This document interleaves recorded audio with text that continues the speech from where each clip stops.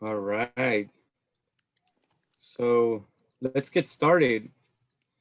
So good evening, everybody. My name is Erick Hernandez. I'm the Defensible Space Inspector for Napa County. And I want to first of all thank everybody for making this meeting. I kind of wanted it's a very informal meeting. I wanted to introduce myself to everybody and get to know the different people that are in different fire safe councils. Obviously, I've communicated with a lot of you as far as defensible space requirements and different questions. And so it's good for me to be a little bit more engaged. And that's one of my commitments to you. I want to start getting more involved in some of the projects and all the hard work that everybody has been performing and in our county. And so when I reached out to Christopher Thompson and I asked him if we could put a meeting together, my intent was to introduce myself, but also to say thank you. Thank you to everybody because I've been hearing nothing but good things. I've been seeing as a Napa resident myself. I've been uh, I've been seeing all the hard work that's been taking place all over the county, and as everybody knows, I'm the defensible space inspector, single defensible space inspector for the county, and so this is not just myself doing it. This is all of us together working together. And so I want to say thank you. And also, I want to kind of give you guys a heads up of where I am. I'm currently working right now in the different types of projects that I'm overseeing. And then also the different tools that we have going on we have to offer to our community members, and things that I'm working on in the background that are going to be available to our community members and also to you as fire safe councils. And before anything, I wanted to congratulate NCFF on that $5.8 million grant that was just awarded from Cal Fire last week. So just want to say congratulations, and that's the people need to know more about what NCFF is doing. So that's why don't we start there? One of the things that I do is I kind of oversee the uh, the Napa County Fire social media, Instagram and Facebook. And so one of the things that I'm hoping to do at the direction of the Board of Supervisors is basically highlight these projects. I want to do before and afters. And I'm hoping that as you guys are getting out there in the communities, and also as we have more projects, reach out to me.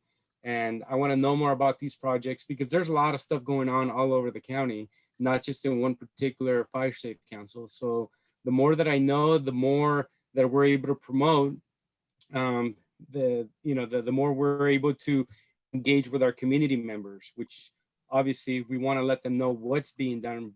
And it's not the fire department; it's a collaboration between NCFF, fire safe councils, and the fire department. And Chief Greenberg, he's basically taking me under his wing, and he's taught me a lot. And we continue to find different ways of how we can connect with NCFF and then also with the community and make our communities more resilient as to when it comes to fires. A couple of changes that we've made this year is there's been a lot of questions of what tools do we have available to our community members. So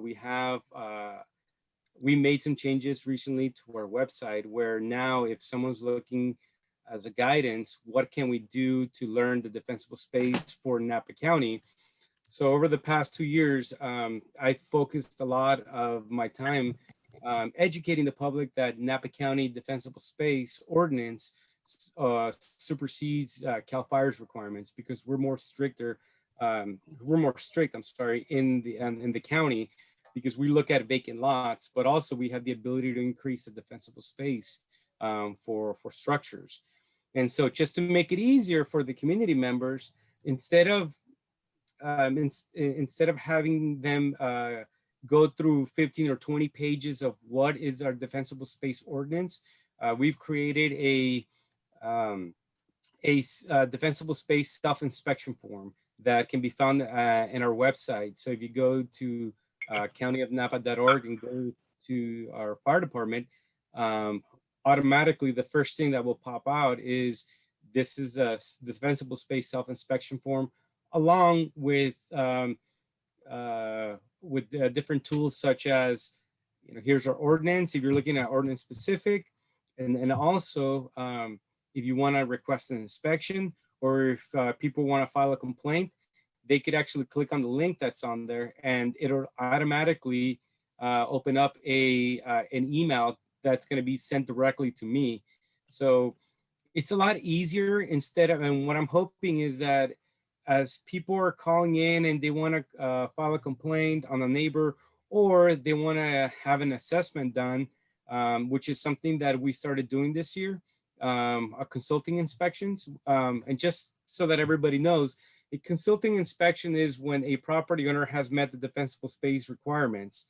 And so what they want now is they want to do a little bit more, and they're looking for some guidance. And so this is where we come in, where we will meet with a single property owner, or we, like we did with Fawn Park a couple of weeks ago with Christopher, is we met together and as a partnership, and we met with the community, and we provided a full education of what defensible space is, and then also what NCFF is, and then I basically advised people that I was going to come back 2 weeks later. So in my role, I've learned that the best line of defense has always been the educational portion. And so education followed by enforcement. So that's one of the tactics that we're using. But when it comes to also the consulting, is sometimes people will benefit, or communities will benefit from, for instance, shaded field breaks. And so we're able to identify where and make recommendations on what additional work can be done to protect structures. And so that's where the consulting inspections come in. I can tell you the current numbers this year collectively between myself and engine companies, we performed a little bit over 1,500 defensible space inspections. In addition to that, we've between JC and myself, we've performed a little bit over 550 consulting inspections. And so while our numbers are looking better than previous years, there's still a lot of work that needs to be done. And so I'm hoping that through the Fire Safe Council, we're able to use those tools and offer those tools to their community members, and basically say, here's a website with updated information. And if anybody has any questions, instead of giving my phone number, my work cell, feel free to give them my email address. And the reason why I say that is sometimes I'm in different areas where I don't have access to to cell phone reception. And so once I come down for the mountain, I'm able to go through my emails. And so our policy has been 24 hours checking our emails and making sure that we're reporting back to people. And so it's an easier way for me to approach it, and it keeps record of what has transpired, opposed to, a council member or my chief hearing, Erick's not getting back to someone. I'd rather go down that route, because obviously it's a lot easier for me to manage it in that way. And so that's a different tool that we have to offer. So in addition to that, thanks to Piper and that wonderful project that Piper, Clinton, and Evan have been working on, also with Chief Greenberg, down at the Berryessa Estates, they've created an actual app where people can actually go through this app and do a self-assessment. And so what we've been doing in the background is I've reached out to CAL FIRE, and they sent me the tools that I need so that I can work with our internal IT department in the county. And the goal is, in the near future, and I'm talking about a month or two, we're going to be able to have that same tool available in our website, so that anybody in the county, any county resident, can go in and do a self-assessment, and then all the reports will come down to me and I can review them. And so it's a really, really great tool that we're going to be able to offer. And the beauty of it is also, we're going to make sure that it's both in English and Spanish, so that we can reach out to more people in our community. As you guys know, I'm bilingual. So, there's been questions about we need some documents translated. So the county does have some a PIO translator team, and documents, send them my way, and we'll be more than happy to start putting material in Spanish as well. It might take a little bit because obviously sometimes with COVID, things might be a different priority, but send them over to me and I'll be more than happy to start working on those documents and get them translated. So that's in a nutshell, that's what I have as far as tools that we're offering. Another big thing that has transpired since July 1st, effective July 1st, there's a new law or a Senate bill called AB 38 that went in effect, which basically states that any real property that's within the high or very high severity zones are in the state of California are required to be inspected prior to the sale or transaction of the property, which means right now, one of the things that's happening is we have a lot of people asking for those inspections. And so that's another thing that we're doing in addition to the consulting and the defensible space, we're doing AB 38 inspections. And the good thing is we, in collaboration with CAL FIRE, all the requests are going through them.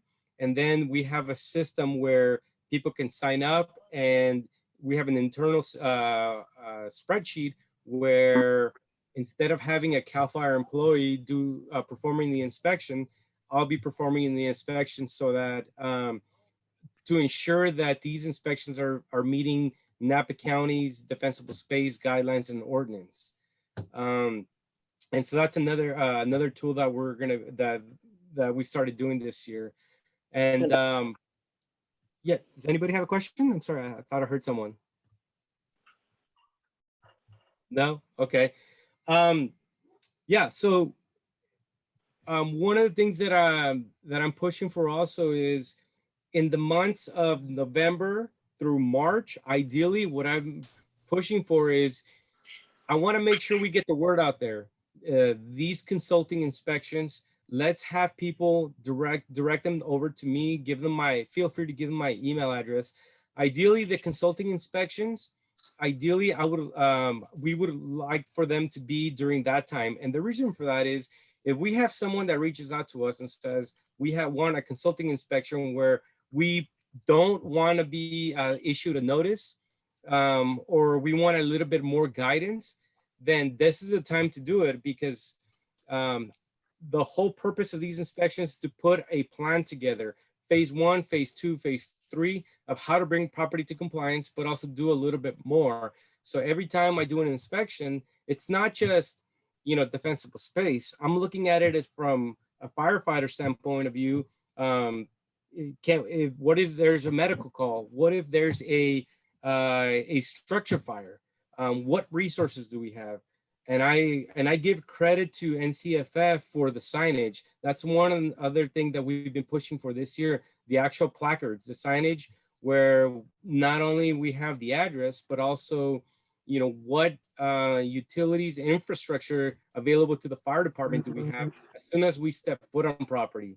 Do we have pools? How many gallons do we have in the pool? Do we have wet drafts? How many wet drafts do we have? And how much water do we have?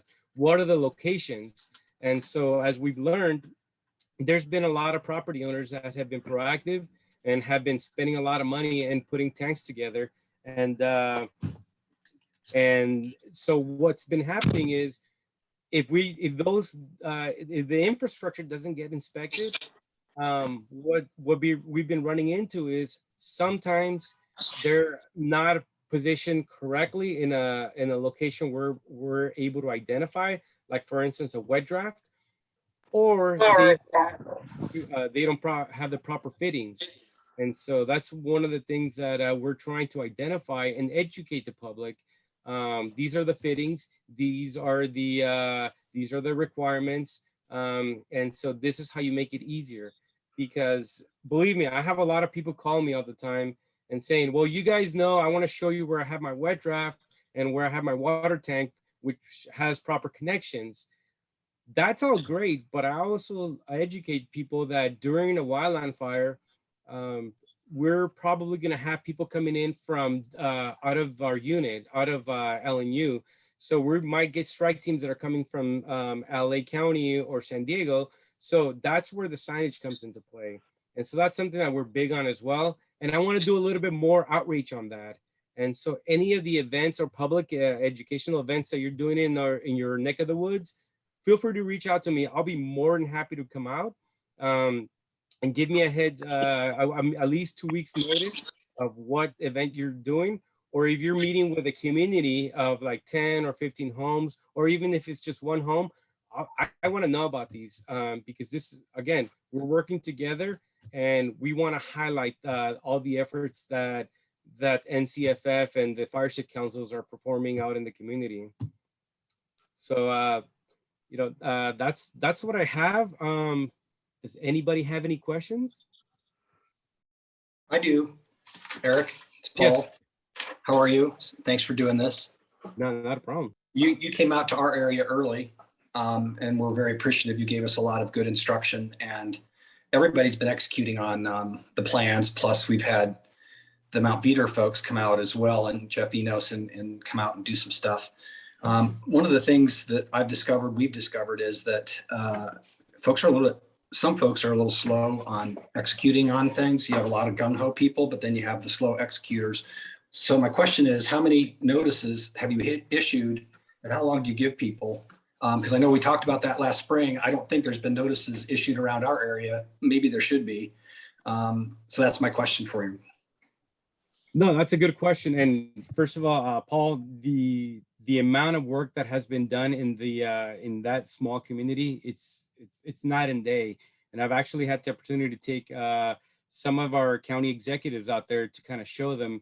And I remember I have pictures from the before and some of the pictures after. But yeah, so when it comes to that, and I'm glad we're touching on that. So one of the things that I have to do is, I have to see and try to juggle which areas are higher hazard. So for instance, when we met, that was back in February. And so in February, we're not posting. We started posting in April. Once I receive a complaint that there's a property past April that is in violation, typically what I like to do, and again, is I like to give them 14 calendar days. That's per our ordinance. But I like to work with people because I want to encourage people to start work. So if I always tell people, if I see significant progress being made, then I'll continue working with you, because a notice or an abatement, it's not going to do anything at that point. So making contact, that's always a priority for me, and identifying and basically start pushing and saying, all right, this is what needs to be done. And again, I like to phase things out because some of these properties that I'm visiting haven't been touched in 20 or 30 years. Right. And so I know that 14 calendar days, it's probably not going to cover not even half of it. So that's where it comes down to that. And that's why I'm finding over this year and last year that probably the best thing to do is come together in like, for instance, we were talking earlier about Soda Canyon, bringing together communities so we can do all the communities at the same time.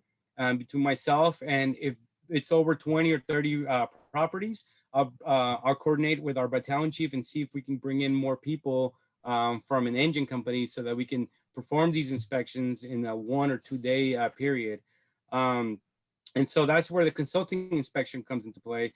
Previous to this year, we weren't performing those. And so now we are. And I have to unfortunately juggle which are the higher hazards opposed to ivy with some buildup, or we're dealing with some structures that have pyrophytic plants left and right and within 5 feet of their defensible space. And so unfortunately, it's one of those things where I wish I can have more resources available, but this is what I'm trying to do right now and prioritize and execute this year, just so that everybody knows. Actually, since August of last year, I started working with with Circle Oaks community. And prior to enforcement on April 1st, we did a series of meetings with the HOA and Rick and Brad. And, we started the educational process where Now we're actually executing warrants because it's not just one lot. We're talking about many vacant lots that are going to be a significant impact for a community. So that's what we're looking at. And my goal also is start planning out and putting a timeline, because these communities sometimes take actually not a little bit, take a lot of time. And so my goal is to start identifying different communities like Circle Oaks, various estates, Highlands.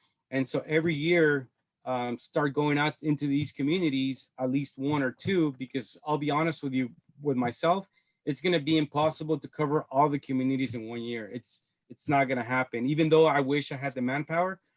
But right now I've already talked to Evan, and we've already discussed about preparing for next year on the next on various Highlands. And with Piper and Clinton, we've talked about coming into the estates as well in a couple of weeks.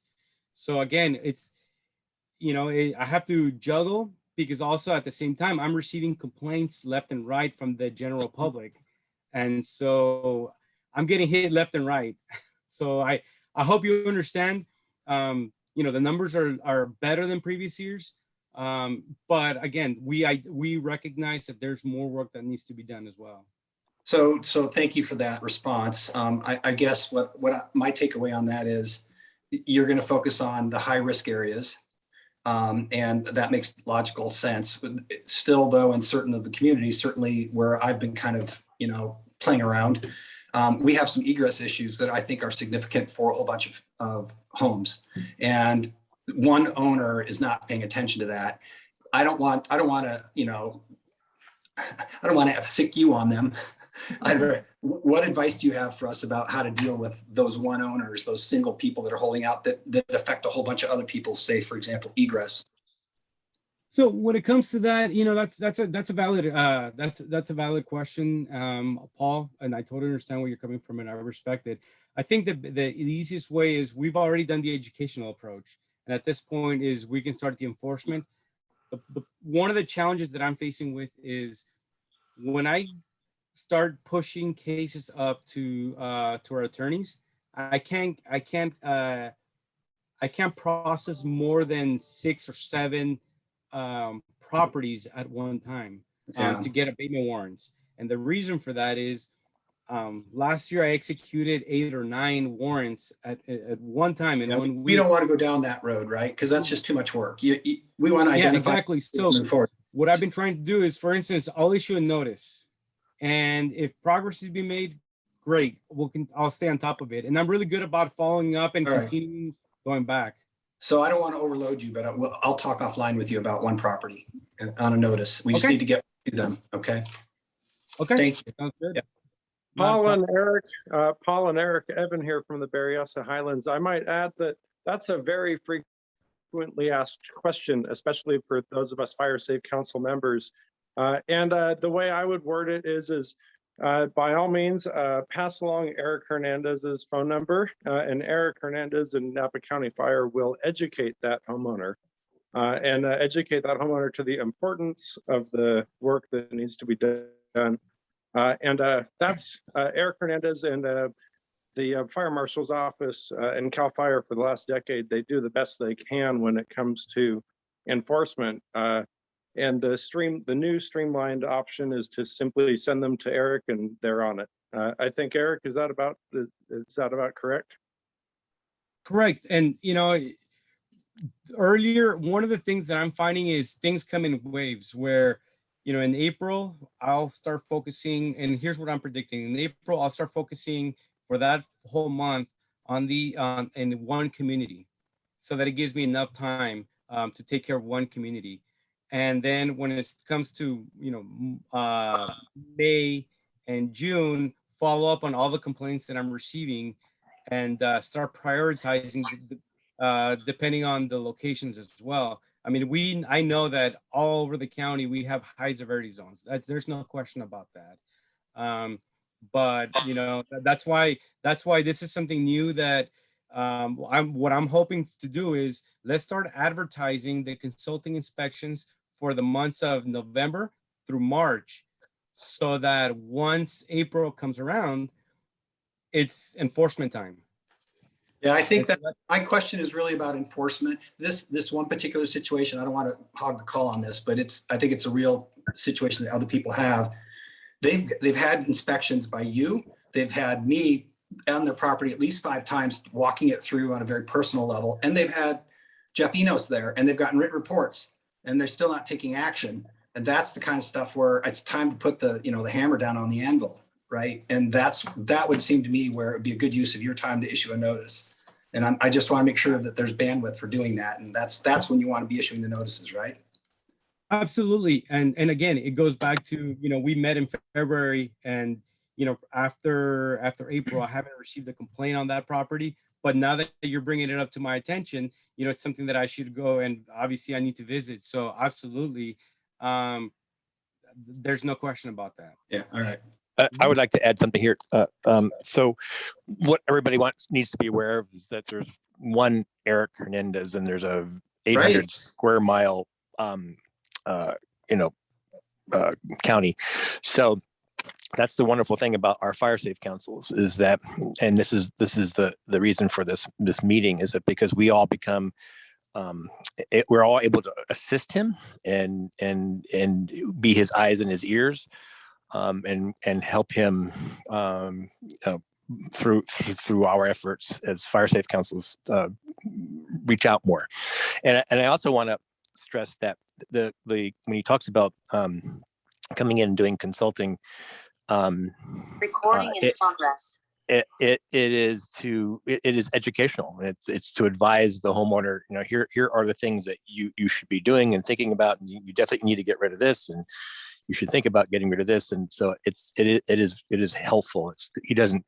He's not just walking onto people's property and then lowering the hammer, but as you said, that is a tool, and we all know neighbors in our communities that need that tool used.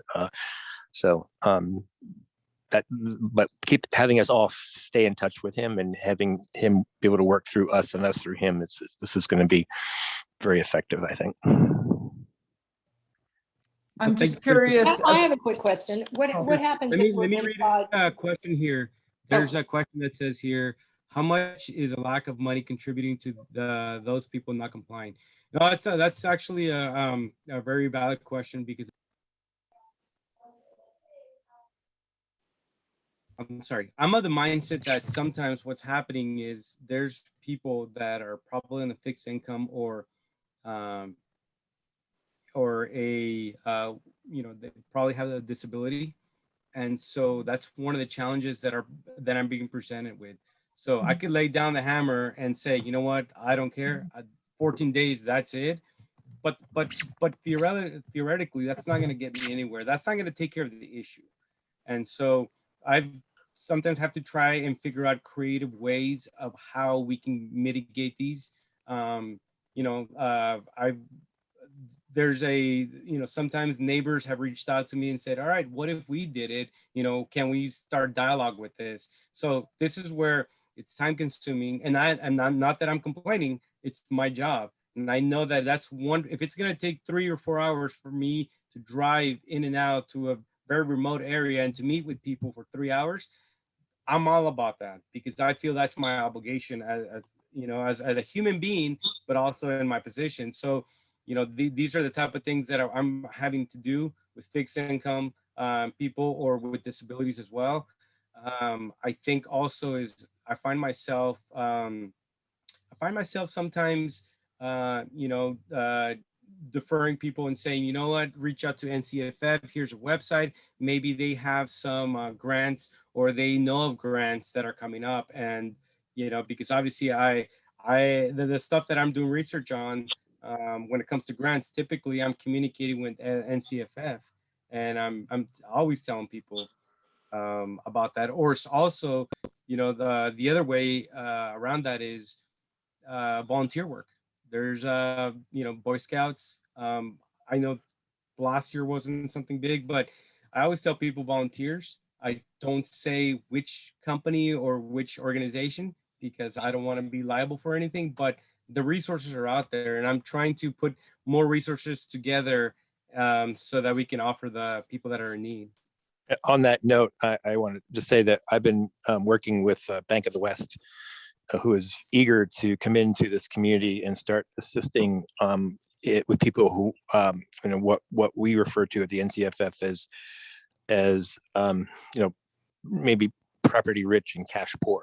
So unable to do the work of mitigation because of the costs. And so they are eager to spend a significant amount of money in this community. And so we're working feverishly to try to get this program up and going. And then when that happens, we'll reach out to the Fire Safe Council leads and start to evangelize that and get you to help us plug them into the ways and means that can help people who are struggling with this problem. And this is the beauty about us having this meeting today, because when I learn about these types of things that are happening in the background and when they actually are offered, I want to know about these so that again, I run the social media for Napa County Fire. And so that's another tool that we can provide and we can promote in our social media venues.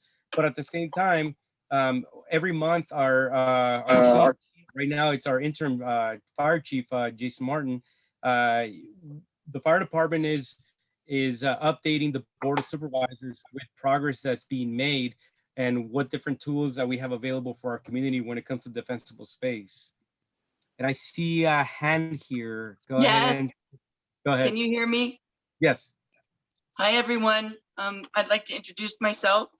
I'm the executive director of NCFF, brand new. 4 months ago, I've been getting my feet underneath me, and we've been working feverishly in our background to serve you. And I know that I have not had the opportunity to meet you all yet, but to this end, we've been thinking how we can serve the entire community. And I really appreciate you speaking to everyone, Eric, especially about defensible space, because we know that the need is great and we're trying to meet things at both the county scale, the neighborhood scale, and the individual scale, because everyone has a stake in this and we need everyone's participation. But certainly there's not always enough resources to ground, as you're saying, in a timely manner. So we're actively encouraging the FSCs to partner, if they have them available, with industry, AVAs, the vintners in their areas, their local churches, and their communities, to build sponsorship so that we can act as your fiscal sponsor and collect tax-deductible donations to hold in your restricted accounts for you to assist as necessary with defensible space, especially for people who cannot afford it, but that you see a great community need to do so, because every little bit counts, not just for that one person's household. And as far as individual resources for help, we are referring people as we can to programs run by the RCD and the NRCS to help individuals specifically with grants or with cost share programs through EQIP and other things. And we are making sure that we get that information out, as well as continue to apply for grants, whether it be FEMA or other grant opportunities to expand the pilot program that Piper has been working on so successfully with you all. So hopefully there'll be far more for us to share with you, but I just want to let you know that we're putting together a framework and we're hoping that everybody works at the regional and county and the neighborhood and the individual level to get this done, and we're here to support you. Yeah, and you have. Thank you so much. And you have, believe me, I've seen the wonderful work. And again, Chief Greenberg and I, we talk a lot on different projects that are happening around the county, and the interaction and the partnership. And believe me, the work that you guys do is just incredible. I mean, you guys cover more ground than I do, and I want you to know that sincerely, I really appreciate all the hard work and the dedication, because this is not a one-man show. I'm coming to you, and sometimes I know people are reaching out to you, and I know that a lot of those calls, instead of before they come to me, they're screened by the fire safety councils, and I people tell me all the time. So I want to let everybody know that I appreciate that. And Gretchen Hayes, you did not actually say your name when you introduced yourself. Sorry about that. So I'm Gretchen Hey. Hayes. Nice to meet you. Welcome. Now, one last thing. So one of the things that I wanted to let you know also is I would recommend, if you haven't done so, we recently, back in May, our defensible space ordinance was updated and our guidelines. And so one, we are Napa County Fire. We have a specific defensible space ordinance for us. And then number two, check out the self-inspection form, and feel free to give it to the community members, and make sure you're familiar with it. And if you have any questions, and you and your fire safe council want to get together, I'll be more than happy to come out and meet with the fire safe council, and we can go over that. We can perform an inspection, and we can basically, so you can see how, when I perform my inspections, what type of things I'm calling out and how I methodically do it. So let me know, and I'll be more than happy to do that with you.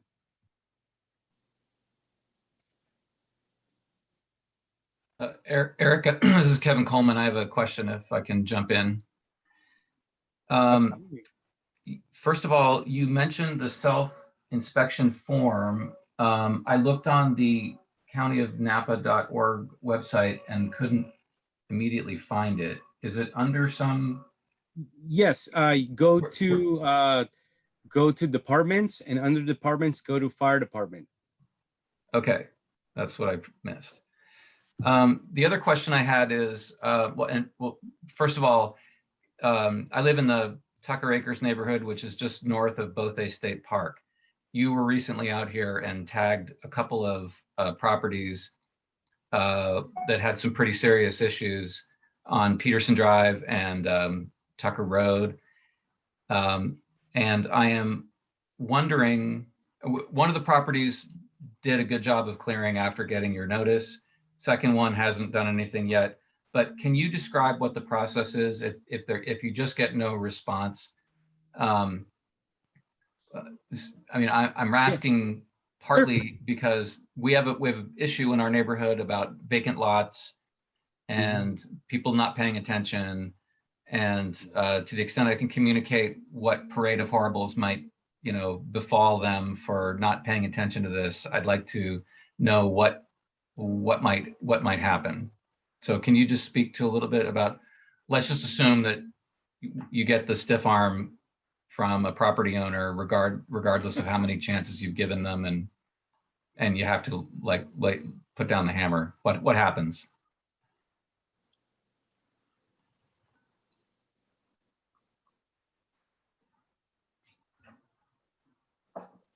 Looks like Eric's frozen. Uh-oh.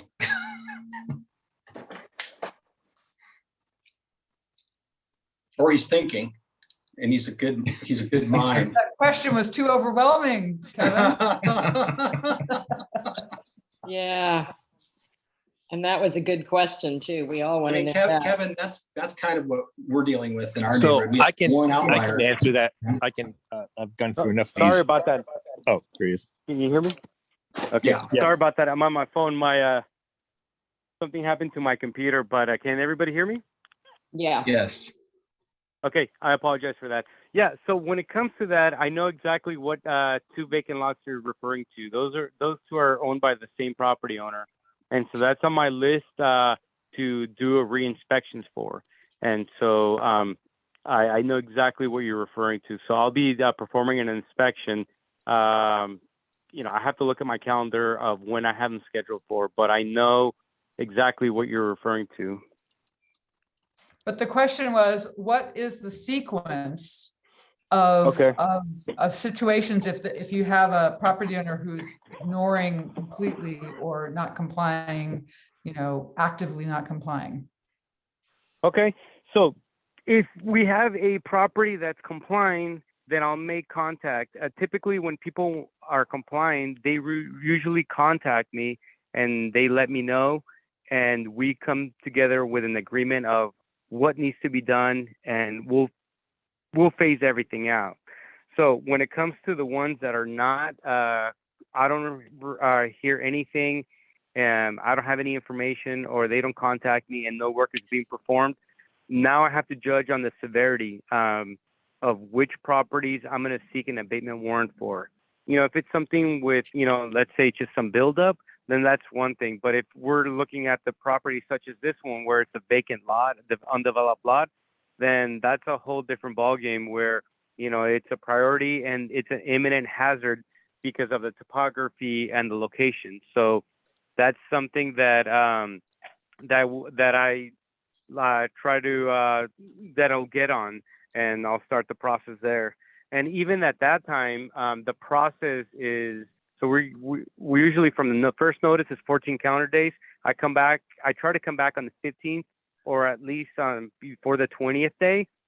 And if the property is not compliant, no work has been performed, then I have to put it in the queue as far as an abatement warrant.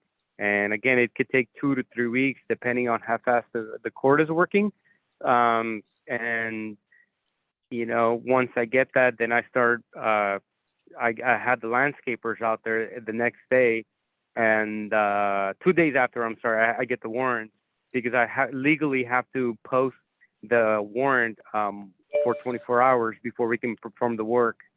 But again, here's what I'm dealing with right now is, at the same time that's happening, you know, I have many properties that I have to, again, juggle and see which ones I can go and need more attention than the other one.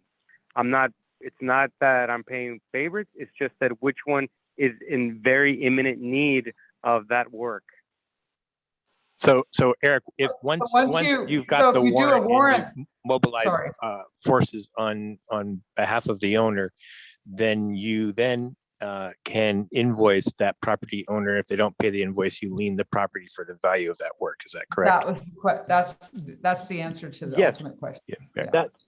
That is correct. So if the property owner doesn't perform the work and we have to get an abatement warrant and we perform the work, then we bill the property owner, and if they don't pay it within a certain amount of time, then it gets sent to the tax collector and they lien the property.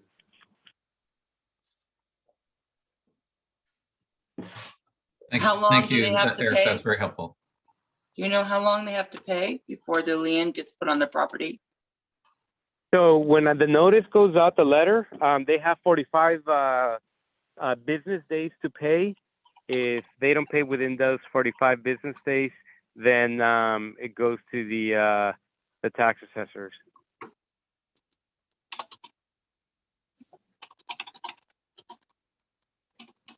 Ouch. Okay. Yes. Right. May I ask a quick question? I mean, as we are working on our regional projects, and we sometimes need landowner access permissions, one of our biggest obstacles is reaching absentee landowners or not having the mailing address, even though we have a physical address. When you're doing your abatement noticing or you're warranting the property, and then you go in after 24 hours, what resources do you have to get a hold of them alternatively, other than through the mail, especially if they're absentee? This is one of our bigger obstacles, and I'm wondering how you're handling it to give people a fair chance to address the problem.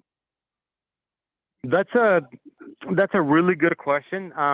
And so I have access to the tax assessors, which give me the owner's mailing address. So there's, per our ordinance, when I issue a notice to a property, not only am I obligated, and this is a common question that I receive is, well, nobody lives there, it's a vacant lot. How are they going to know because it's a vacant lot? Well, per our ordinance, I'm also obligated to certify mail a copy of the notice to the property owner's mailing list that's per our tax assessors. So that's the only obligation that I have. And so when I get these warrants, and even though I haven't talked to anybody, to the property owner, because they haven't reached out to me or because I don't have their phone number, the only thing that I have to provide as part of my case to the judge is basically proof that I've certified a copy to that mailing address that's included on the assessors. So I physically print that out and I provide that to our judge. So I just so you, sorry. I just wanted yeah, to go say that if we have strong neighborhood ties for FSCs reaching out, or if they're doing community events and they build their contact lists, don't miss the opportunity if you can to get these contacts so that we can give people a fair shake. They should be taking care of their property, but we might be able to get more with honey if we had a way to get a hold of them in the first place. And so we're struggling with that at NCFF for doing our projects. So any cooperation that we can give you if we get people registered on our site, or if you collect, so that we have alternatives of contacting people would be helpful. Absolutely. And one of the things that I rely heavily on is that right there. Sometimes when I receive a complaint, typically what I always invite people to do is when people reach out to me and they want to file a complaint, there's two things that I mentioned. One is, have you had a discussion with your neighbor about the concern you have? And then because even though when I perform an inspection, I follow up on a complaint, even though I never disclose who the reporting party is, sometimes it's pretty evident of who the complaint, where the complaint came from.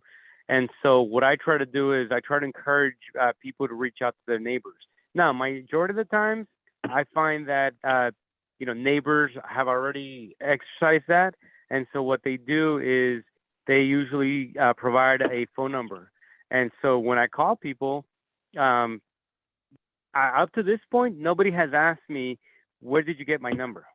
Up to this point. So again, I say I received a complaint, and I just wanted to reach out to you, and I want to work with you. Let's bring your property to compliance, and before I issue a notice, and this is how we do it. Let's meet certain date, and this is what we do.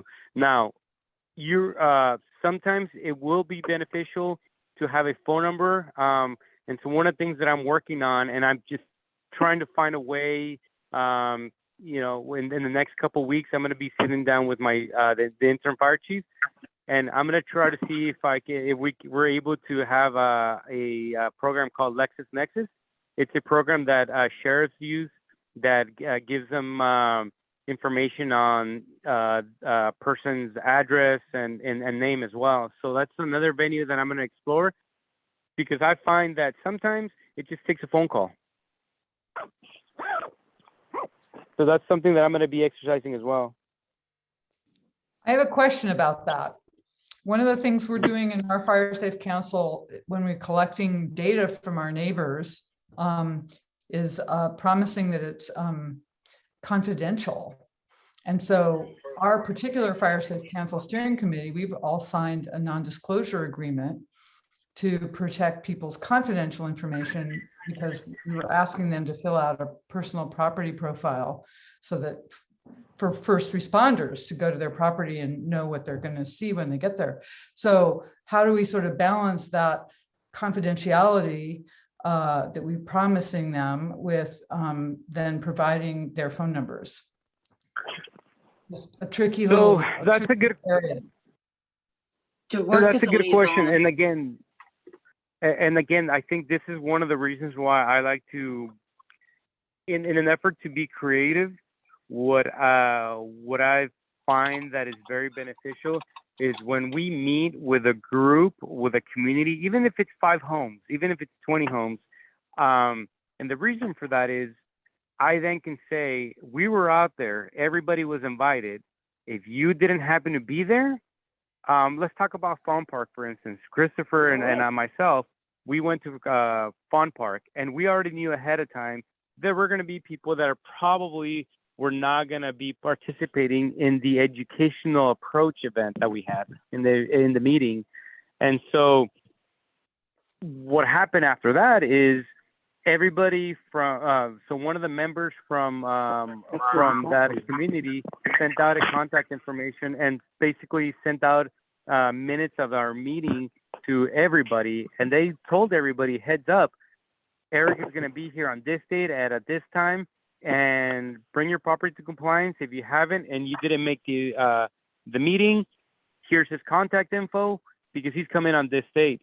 And so what ended up happening is I did have a property. I knocked on the door. There's a property owner that said, hey, you know, I didn't know, or whatever excuse they gave me. And I made it clear, well, you know what? We did everything we could to come in from an educational approach. We're in the enforcement part now. So guess what? It's enforcement time, and this is where we're at. So I guess what I'm trying to say is, if you have ideas of forming these community meetings, let's do it. I think we're going to cover more ground doing that opposed to receiving an individual complaint on one property. I feel that there's a bigger, I can cover more ground doing that, basically.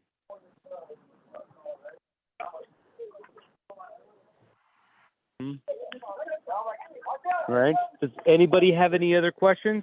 And again, don't get me wrong. You know, I've been here for 2 years. I think where we're at now, we're at a much better place of where we were at last year, as far as enforcement and education and inspections. I'm not saying that it's perfect. I do recognize that there's a lot of work that still needs to be done. And I'm trying to outline and create different approaches so that I could better serve you and I could better serve the community. So any ideas that you have or just, you know, anything that you need, I want you to reach out to me directly. And, you know, I'm all ears. I mean, I'm open. I'm here again to not only serve the community, but also to serve you, because I believe that we're in this together. Eric, I have a question. What is your preferred way to communicate with you? Is it by phone, email? What works for you? So if it's a community member, email. If it's something that my email address is the best way.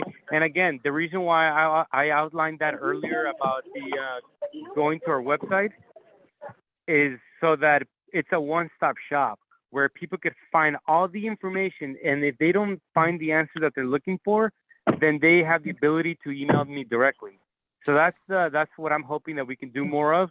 Now, if it's someone from a fire safety council, from NCFF, then you can call me directly. My cell phone number, and I'll be more than happy to, you know, once I get in range or when I get a chance, I'll be more than happy to, you know, answer your question.